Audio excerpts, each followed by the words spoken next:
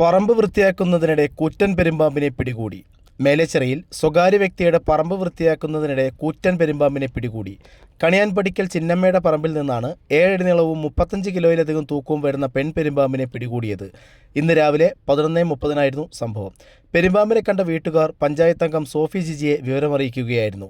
പഞ്ചായത്ത് അംഗം വിവരമറിയിച്ചതിനെ തുടർന്ന് സ്ഥലത്തെത്തിയ വനം വകുപ്പ് ഉദ്യോഗസ്ഥൻ ദിനേശനാണ് പാമ്പിനെ പിടികൂടിയത്. പഞ്ചായത്ത് അംഗങ്ങളായ അജു തോമസ്, ഡീനമോൾ തുടങ്ങിയവരും സ്ഥലത്തെത്തി നടപടികൾ ഏകോപിപ്പിച്ചു.